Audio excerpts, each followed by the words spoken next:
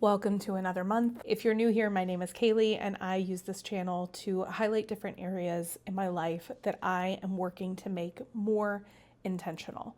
My hope is that if you are following along for this journey, that maybe you might pick up some ways that you can add more intentionality into your own life as well. Today, we're going to be looking at September's budget, and then we're going to create the budget for a new month, October. If you watched my previous budgeting video, the energy was a lot different in that one. The energy is better in this one, but we're still in the same kind of limbo period as we were when I filmed that one with a family member. So September, we literally took September day by day.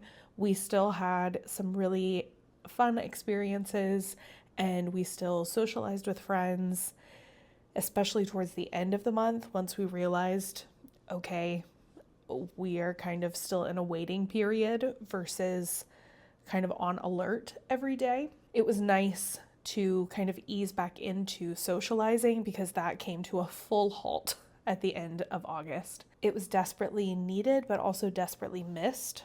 So the end of September brought some more socializing. We had a friend in town staying with us for a couple of days. We had a couple of birthday parties that we attended.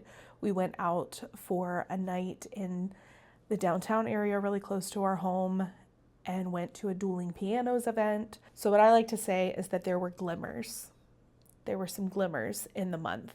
It was not all drab, and I kind of anticipated it to be, so I'm grateful that it wasn't. And it was actually an insanely busy month for me business-wise. I have the most clients on my caseload right now that I have had in a hot minute, and so that has been incredibly exciting to fill up my calendar, and also trying to make time for filming and editing, trying to make time for friends and my other part-time role has been trickier. So it's kind of a learning of new routines and new support systems. And that, to me, is an easier process now that I have made a concentrated effort in trying to live more intentionally. Whereas before, I would have no idea where to shift and move things to where I was still taking really good care of myself and accomplishing the things that I needed to while not trying to prioritize everything.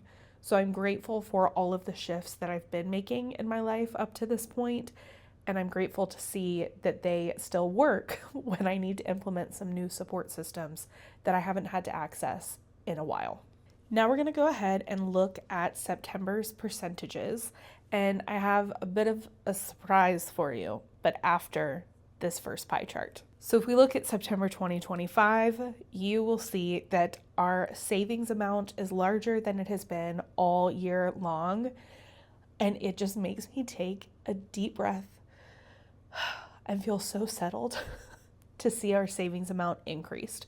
Now this is an abnormal amount of savings for what we'll probably see going forward, and I'll explain why that is in a moment. But we did have savings of 43.8%, which is massive. Our groceries were 6%, eating out was 7.1%, insurance was 4.4%, rent and utilities was 21.4%, subscriptions 0.2%, gas 1.6%, student loan payment 2%, business expenses 6.1%, which is higher than typical as well, and I'll explain that when we get into the spreadsheet itself. And miscellaneous was 7.3%, which is also higher than I anticipated, and I'll also explain that when we get to our red, yellow, and green light purchases. But first, this is actually what we did this month, and you will see that student loans was 47.2% of the spending for the month. And the reason for that is we completely paid off my husband's undergrad loans. I wish that I had like confetti to pop because it's so exciting. We are completely debt free and it feels so good. It feels so good. We did this literally 2 days ago, and we sat down and talked about it, and I'm going to do a whole video specifically talking about how we paid off almost $46,000 in 5 years. So I will go way more into detail in that video, but we were sitting there talking about what our priorities were when it came to allocating savings. And it was specifically looking at this month having such a high amount of savings that it boosted our cash savings, which always feels really good. But then were we going to just kind of leave that sitting there? Or did it make sense to throw that at the student loan? And then if we did that, what if we just paid it off? And while my husband and I were sitting there talking, I just kind of opened the browser, went to the student loan government website, typed in the different amount that would like fully pay it off. And as we were talking, I just hit like one more button closer to actually submitting it. And then my husband was like, if he was making the decision alone, he would press the button.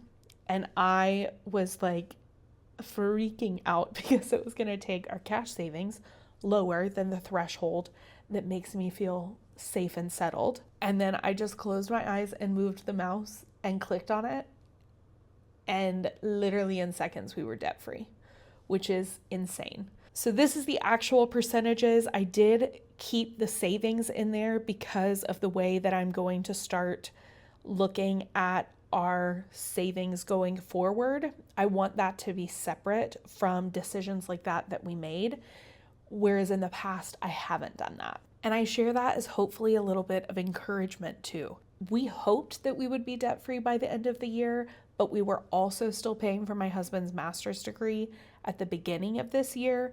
So we went in pretty optimistic, like almost blindingly optimistic. And we actually did it. We actually did it. And we still have a whole nother quarter of this year to boost our savings for the end of the year. And that also feels really good. So that was super exciting. And I was really excited to be able to share that because it's been part of the journey since I started making these videos of how we were going to tackle that debt. And I said in July, we would hopefully be able to get more and more aggressive because of my husband finishing his master's degree and getting a raise at work. And boy, were we aggressive because between July and September, we paid off like $14,000, which is crazy to say out loud.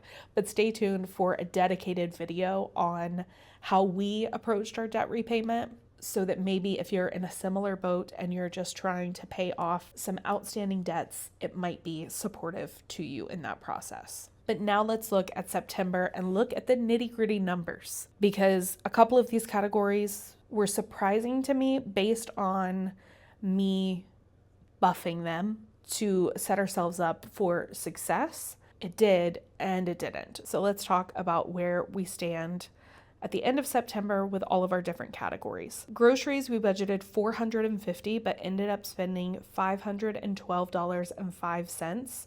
The major reason for that is because my mom got a Costco membership and put me as the second card holder for the membership. I went into Costco the first day to get my membership card and then ended up walking around just to kind of get lay of the land because I had never been in a Costco before. And then I ended up spending $300 and it was all on groceries. I didn't even get any of the crazy items that you can get at those big box stores. But Costco versus Sam's, they had so much organic produce and I got a bunch of stuff to prep and freeze so that it would be really easy to make soups and stews and all of that in the fall and winter seasons. Then we have eating out. We budgeted $700 to really buff that in case we were on the road as much as we were in the last week or so of August and in the first couple of days of September. But we only spent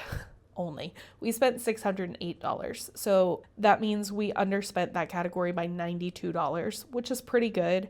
I do think knowing that it was at $700 did have us using eating out as a little bit more of an option than we typically would. But also, as I said, towards the end of the month, we did start socializing more, and we hadn't seen our people in a while. So most of that was going out and spending money, and often in the eating out category. So some of these are specifically those restaurants and outings, and not fast food or quick meals. For rent and utilities, I budgeted $1801.59, and it was more. Typically, this is an amount that I know. I did the math on our phones, and I was wrong on how many more payments we had. I think if September wasn't the last payment, October will be. So instead of our phone bill being closer to like $170, it was actually $213.30. So we overspent this category by $36.50. Subscriptions were $16.99 is what we budgeted. That's how much we paid. We just pay for Spotify. Gas, we budgeted $2.25 and we only spent $140.38, underspending that category by almost $85. $0 budgeted for travel. Loans, we budgeted $175, and that is technically what we spent until the end of the month where we paid them all off. But for these purposes, that's the number I'm going to go with. For insurance, which again includes our life, umbrella, and auto insurance, we budgeted $377.67. That's exactly how much we paid.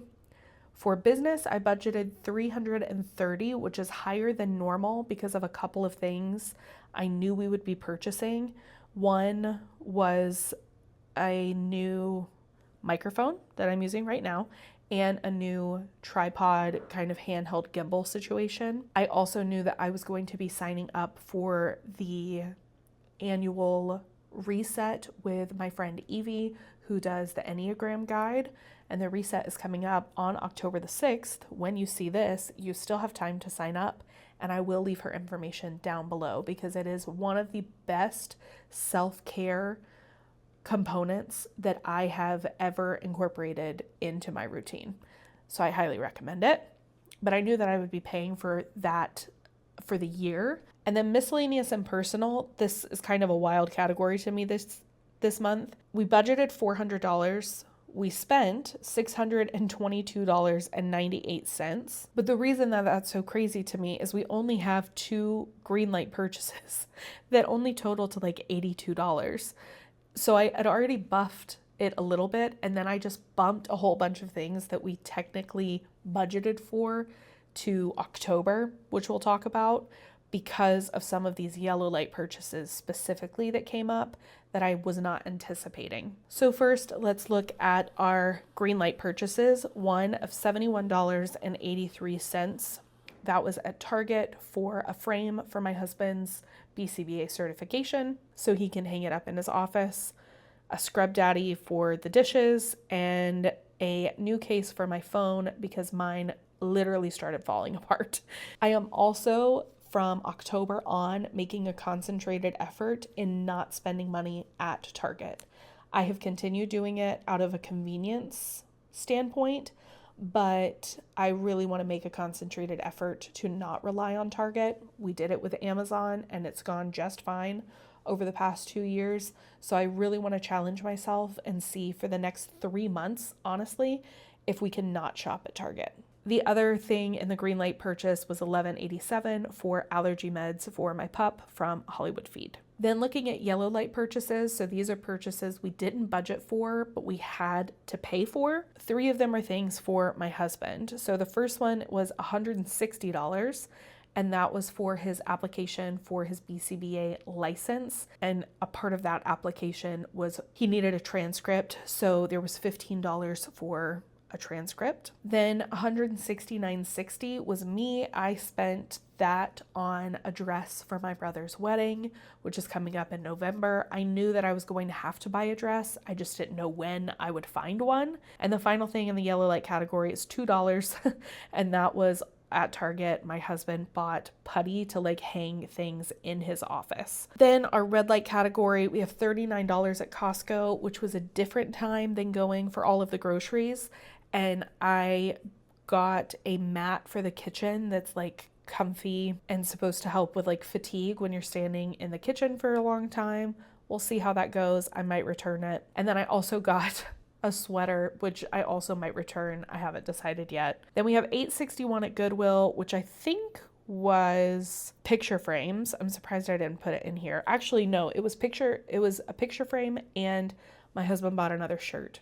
He's not allowed to buy anymore though. And then there was $63.58 at Lucky's, which is a beverage store. I am making homemade limoncello, and so I had to go and buy a handle of vodka to make that. And I may have also picked up some tequila because I'm a sucker. And then a $5.17 at Goodwill again, and that was for picture frames. So our total budget, we ended up overspending by $341.53, which isn't that bad. I wish we were able to stay within the amount because I did buff some of those categories quite a bit to try and compensate for any overage, but I think the BCBA application and me buying the dress for my brother's wedding is probably the bulk of that overage. However, for how much we spent versus our income, we still had nearly $3,800 in savings, which is outrageous.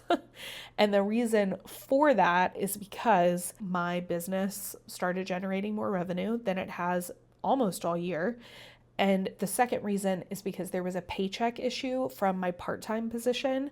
So this might not be an every month occurrence, but I am grateful that it was a this month occurrence. And then, as I said, I'm not counting it into our overall budget because it was a separate decision that we made, was to pay off the student loans, and that was like $7,340-ish. For the year, we were almost going to be in a positive until we paid off the student loan. So if we look at our entire income to entire expenses, including the massive amount that we've paid on student loans, we're technically in a negative. So if we look at it quickly without student loans, we are at a positive amount for a year to date of like $4,400. If we look at it with the student loan payments, we're at a negative amount of like $8,800. But I think overall, over the next 3 months, we should be able to close the gap and come at least close to breaking even. I would hope. We'll see. So that wraps up September. Now we're going to look at October. My intentions for October are to try and stay within the budget. However, we made a pretty large purchase on the first of the month, and I don't know how possible that's going to be or if we will make enough to cover it, but I've put it in the budget to hope for that. So we'll get there in a minute. But my intentions are to stay within the budget. That's the intention every year, every month. My intention also is to romanticize the season of autumn.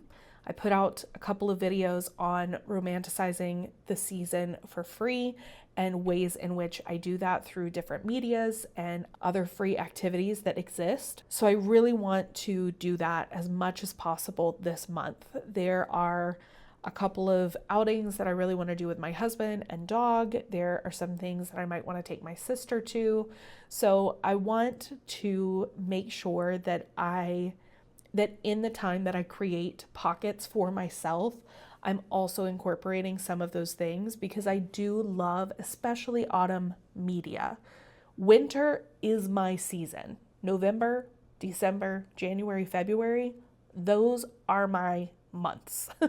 But October, I really like to try and be super intentional in watching and listening to so much of the things that bring me comfort because it's the season for it. So I want to try and make sure that I am making space for that, not necessarily budgeting any money for it, but definitely making space and time for it to take place. I'm feeling pretty good going into the month. I'm hoping that even with a pretty large purchase that we made, that we are able to still have some savings to continue to bring that number down from the negative overall amount. And then, like I said, we're still in limbo with the family situation, and that's just hard. It's hard to plan for anything. It's hard to be super excited for anything because there's this really dark, heavy thing also happening. And, I'm a therapist by education. And so the duality of those things existing at the same time is totally plausible. And it still makes it really hard to focus on the bright, beautiful things when there's this like cloud and shadow existing over here, and there's no anticipatory expectation for when it will go away. Yeah, it's hard to hold space for both of those things, but I am going to make a intentional effort to create space for both. Looking at the calendar, I'm going to do this really quickly because, like I said, there's still so much up in the air. So there are things on the calendar, but I don't know how much of them will happen and all of that. But I anticipate that there will be at least 8 meals covered for my husband at dinner time based on caretaking. 2 of those, I should also be included in that. And then the rest at home or going out. I do have some clients that I see later in the evening on every other Thursday, and I typically have been just grabbing food on my way home because by the time I get home, it's like after 8:30 or later, and I am not going to be fussed to cook then. A couple of nights I have taken food with me, but I am often there the entire day, so I already had my lunch. And trying to prep 2 meals to take to the office can be kind of difficult. So I also want to keep that in mind, just knowing what the cadence of my week has been in the past. So when looking at groceries and eating out, I want groceries to be higher because we have worked through almost everything that I bought at Costco at the beginning of last month, other than all of the things that we froze. But I might need to purchase some more groceries from there. So I'm going to do $500 for groceries. And eating out, I would like it to be less than last month, but I don't want to make it too low. So I'm going to do $450. I was thinking about $400, but I'm going to do $450. Rent and utilities, I think I know what it's going to cost. The T-Mobile, I don't know the actual amount that we owe until the 6th of October. So I'm going to budget higher and hope that that covers it. So I'm going to budget $1,889.43, hoping that that covers rent, which I already know what that cost is, and T-Mobile, which I'm not entirely sure what that is yet. Subscriptions is $16.99. That's true every month because it just pays for Spotify. Gas, I'm going to leave at $200, I think. We might go a little bit over that just because my husband seems to have a lot of driving that he's probably going to be doing this month, but $200 should be okay. For travel, I'm budgeting $0. For loans, I'm budgeting $0. And you know what? I'm going to take this category off the spreadsheet because we don't have any loans anymore. For insurance, I need to budget $379.64 because that's exactly how much we'll spend. For business, I'm going to budget $150, again to buff it a little bit. And then for miscellaneous and personal, let me say the amount first. I'm going to budget $2,800. Let me tell you why I'm budgeting nearly $3,000 for this category. Because we bought a new couch. We bought a new couch. It was one of those things that we have wanted for over 2 years. We've been talking about getting a new couch. But we didn't want to do that when we still had the student loans to pay off, because to me, it didn't make any sense to pay that much money for something when that money could go to lowering our debt amount. So when we knew that we were going to pay off the student loans, I went ahead and took pictures of our old couch and posted it on Facebook Marketplace just to see if I could sell it. Well, the morning that we decided to pay off the student loans, the morning we decided that, someone bought our couch, which is wild. Wild that it all lined up that way. But then they came and they took our couch that day, and I had not purchased a new couch because I wanted to make sure ours sold first. So then I had to quickly go into motion and buy a new couch. So we did buy a couch. Today is October 1st. It will get here on October 7th. Thank goodness. When I first was checking out, it said not until November 4th. And the only other piece of sitting furniture we have that is not a desk chair or a dining chair is this thing that I'm sitting on. So literally in our living space right now over there is just a dining chair. And then I will also roll the desk chair over there if we sit in front of the TV together. But we also just haven't really been using the TV because it's a ridiculous setup right now. But on Monday, the couch will be here, and I'm very excited for that. The other things that I know we need to purchase, well, I know that we need to / we are going to, is a Switch grip. So we got the new Nintendo Switch 2, and our old Switch had like a grip case, so where it's a lot more comfortable to hold for handheld play. I have been doing tons of research over the last like 3 to 4 months trying to figure out which one is actually worth the money. And I finally found one, and I'm very excited about it, but it is on back order. So I went ahead and purchased it actually right before I started filming this video, so it might not come for a month or two, but I did go ahead and purchase that. So we have the Switch grips. Jonathan is almost out of his coffee, so we'll need to purchase that. We need to purchase like Kleenex. We need to purchase Brita filters, SodaStream refill carbonation things, and flavors. Those are 2 things that really we should have bought last month, but with some of the unexpected cost, I pushed off until this coming month. We also need like toilet bowl cleaner. We're going to need a new hand soap because the one in our bathroom is almost empty. And yeah, I think that's the majority of the things. I also did put like $40 or $50 on there for potentially buying a Nintendo Switch game. And then just kind of as a final announcement,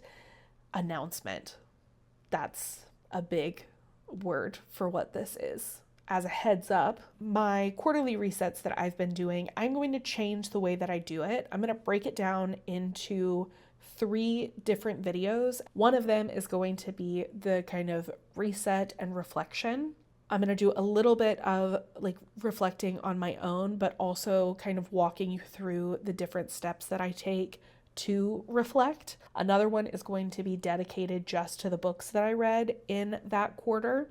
And then the last one is going to be a kind of financial check-in on overall goals for this year, for future years, just kind of talking about what our broad goals are versus just month to month. These videos are really focused on month to month and checking in on some of those goals, whereas the financial quarterly video is going to be about setting some bigger goals and then also kind of plotting out the path to making them happen. So that is coming very soon as well. Hopefully those will start trickling out next week. We'll see how quickly I can turn them around and edit them, because I've actually been doing some editing and I'm kind of enjoying it. So my husband and I are kind of passing the baton back and forth on editing videos whenever either one of us has some time to sit and do that. But I have blabbed enough. That is it for me. I hope that you enjoyed this and that it maybe gave you a chance to sit down and look at your own budget and kind of reflect on the month previous. Until next time.